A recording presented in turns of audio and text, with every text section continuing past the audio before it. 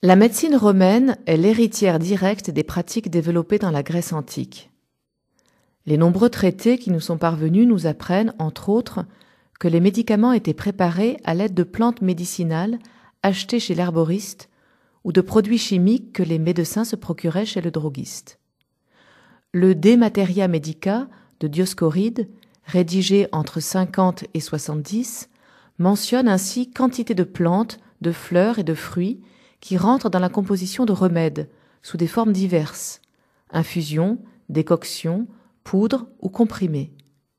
L'histoire naturelle de Pline l'Ancien, vers 77, inclut plusieurs livres parlant de botanique et de pharmacologie, tandis que Claude Gallien, médecin du IIe siècle, est l'auteur de nombreux traités d'anatomie, de médecine et de pharmacie.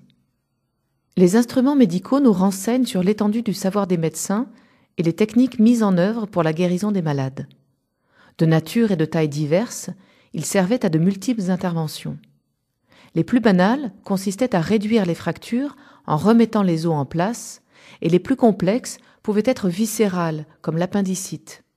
Dans la vitrine devant vous, les manches de scalpel, numéro 9, étaient destinées à recevoir des lames dont la taille variait en fonction des opérations à réaliser.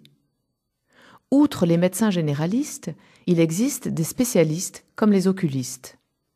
À l'aide d'une panoplie conséquente d'instruments ophtalmologiques, ils pratiquent des opérations chirurgicales sur le cristallin et soignent les différentes affections des yeux.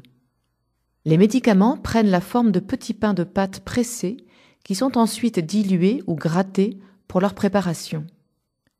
Les sondes spatules de la vitrine, numéro 10, pouvaient servir à appliquer ces collyres et pommades dans les yeux des patients.